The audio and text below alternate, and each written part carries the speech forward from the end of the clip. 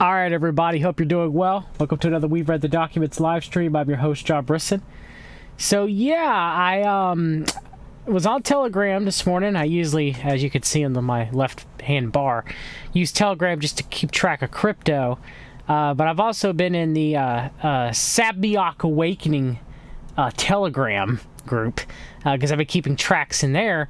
And this morning, an interesting video popped up that said it was the story of SHAWUNAWAZ, the Sword of Swords, from Ameli Achaemenes.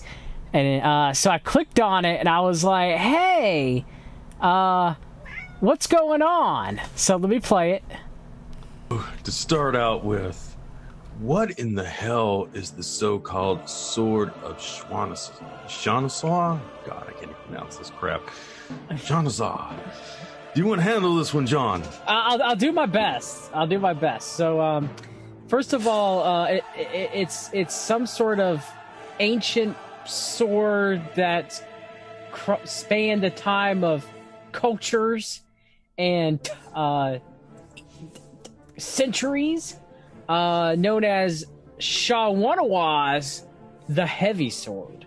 The SHAWUNAWAZ is a mythical sword. His first name is SHAWUNAWAZ. Other names are the Sword of Swords. So remember, the Persians would call their king, like Cyrus the Great, they'd call him the King of Kings. The Queen, they call the Queens the Queen of Queens. You got the Sword of Swords, the Sword of Noah, the Sword of Gilgamesh, the Sword of Two Men's Hearts, the Sword of Achilles, the Sword of Islam, the Flaming Sword of the Cherub, the Flame Sword of Archangel Michael, the Light of Orion, the Star of Virginia. According to legend, is the oldest and most powerful sword in the world. According to Greek mythology, forged for Achilles by the god of fire and the blacksmithing Hephaestus. According to some Kabbalist Jewish sources, the expulsion from paradise is not God's punishment for Adam and Eve, but the deprivation of SHAWUNAWAZ by the cherub, a kind of Archangel Michael, which is represented in his hand as a flaming sword and is described. Since the cherub mean the eternal outflow of divine love, a certain metaphorical analogy between the firelight and the outflow of divine love can be imagined. The name Light of Orion, it was a common name in ancient Egypt. It was derived from the ancient Egyptian mythology, according to which souls of the deceased found their rest in the constellation of Orion. And the parts of the sword are named after the stars of Orion, with the exception of the Garden of Souls, which does not correspond to any known star constellation. Because it is known the name of the sword before it was about 500 to 350 ago. BC by the Macedonians, in which was renamed the Sword of Virginia, the Light of Orion, red. It can be assumed that the sword of the mythical king Gilgamesh is the same sword. This is evident from clay tablets recently found near Varna in Bulgaria, which are 5,000 to 6,000 years old. One of these. If you guys listened to my last show, this is the farm episode. They listening. Hey, what's going on, y'all? What's up, Ameli Achaemenes? What's up to artificial intelligence? What's up to QAnon operation? What's up, governments around the world? It's your boy, John W. Brisson. What's going on? You been keeping tabs on We Read the Documents, huh? Huh? Is that what this is? Oh, man, when I saw this, I laughed and laughed and laughed. It was hilarious. I should be angry, right? Right, I should be. But then, you know, I told Recluse and he laughed too, because it's absurd. So yeah, now I've been opped. We've been opped. This is the one where Recluse, S90, and I got opped. Yes, I'm borrowing reference to Friends episode titles there. But yeah, I woke up this morning, checked Telegram, and now me discussing SHAWUNAWAZ and Sabmyk. Obviously, I have no idea why you guys couldn't hear us making fun of how ludicrous this is, but fine, whatever. I mean, they didn't even edit out the parts of Recluse laughing at the beginning, or me laughing when I'm reading Ameli Achaemenes' biography on SHAWUNAWAZ. This is proof. This is hilarious. I'm narrating it on the op now. This is great. Panels, the story of the mythical king Gilgamesh of Uruk is told, who however is a king of Uruk, but of Hebron, a now submerged city on the Danube Delta, who received from Noah as a consolation gift from the gods to get over the death of his deceased lover Enkidu. And the Noah they use is the Noah from Evan Almighty. Really? Really? A sword with the name SHAWUNAWAZ, which he renamed the Light of Orion in honor of his deceased lover. Possibly as a reference to the resting place. They're suggesting that the sword was named after Noah's deceased homosexual lover. Oh, we're not there yet. Okay, I just wanted to make sure. We're getting there. Right. We're getting the love story of three couples. Okay. I just wanted to make sure about that, John. Possibly as a reference to the resting place of the deceased, in which he hopes to find his beloved again.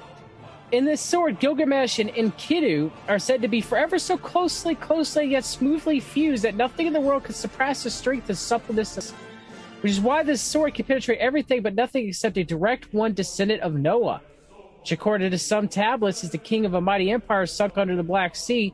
Some suspect the mythical Atlantis behind it. According to this, by the way, not Gibraltar, but the Bosphorus, the pillars of Hercules, and therefore there should have been two large obelisks on the Bosphorus, who saved the world after the flood, and thus a world saver, and thus the first and true prophet. Since the sword also tells the love story of three male couples, among other things, as it was possession of a member of the most famous male couples in history, namely those of Gilgamesh and Echidnu, Achilles and Patroclus, and Alexander and Hephaestion. It's also called the Sword of Two Men's Hearts. The mention of the sword in Alexander's story after Ptolemaeus I is also interesting. There's the Gordian knot. It is not represented as knotted ropes, but as an iron chain in Alexander's sword, SHAWUNAWAZ, is the only tool that could split it. According to Alexander's achievement was not his boldness, but the fact that he was in possession of this tool. It was not until 1992 that the American George Soros gave the sword to a descendant of Alexander, the Persian princess Ameli Achaemenes. It has been in a Hey, S90, I got a lead, bro. Look at that. What's this? What the? Pablo Picasso, SHAWUNAWAZ. Whoa, no, this has got oh, no. Hey, S90, get on this. I got a show to do with Epic. Get on this. Find this out. Is this true? Is this a lead? Do we got something? Huh? Possession ever since. Since Ameli Achaemenes, however, is a declared pacifist, she, according to her own account, destroyed the valuable sword by having it cut into small pieces. Well, she would have had to have the tool to cut that sword, but she never mentioned having the tool. But she wrapped in capsules and attached to her paintings and thus scattered all over the world, and that it could never be put back together and blood could never be shed again. The sword was drawn and painted by many artists, including Pablo Picasso, Leonardo da Vinci, Rembrandt, and Rubens, and sung by about many musicians and described by many writers, including Hafez, William Shakespeare, Johann Wolfgang von Goethe, and Alexander Sergeyevich. Yep. Hey, what's going on, you guys? You listening? Is Bannon listening? Hey, we're about to do a show about you, Bannon. Are you listening, Bannon? Who's listening? Oh, boy. Oh, boy.